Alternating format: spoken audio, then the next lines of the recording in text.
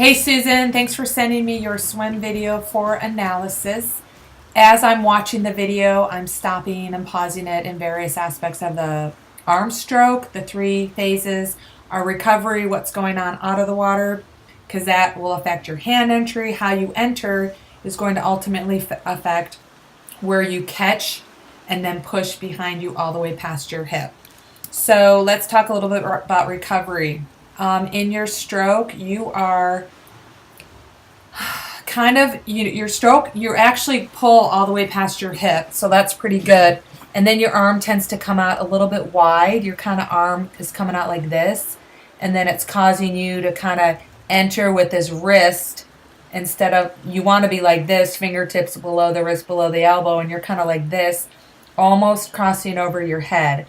So to fix that, I would have you work on fingertip drag and thumb slide. It's going to get you more on your hips, and it's going to help that hip rotation.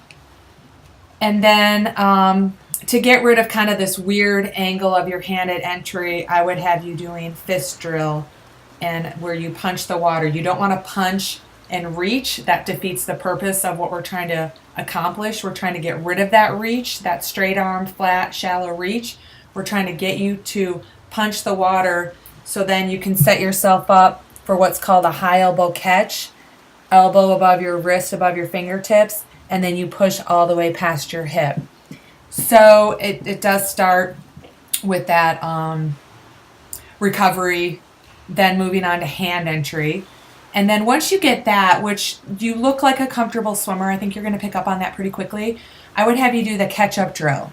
Now, the catch-up drill is where one hand catches up to the other hand about 6 inches below the surface of the water. You catch, push, rotate, bring your arm back around, catch up to one hand, but you really want to focus on the catch, not the catch up of one hand to the other. You want to focus on the catch and the push all the way past your hip.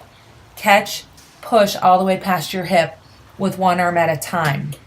I think those 3 drills, well, 3, maybe 4, thumb slide and fingertip drag for recovery, punch drill for hand entry, and then the catch-up drill to get more underwater pull. Because you really do actually have this like really straight arm as you're pulling.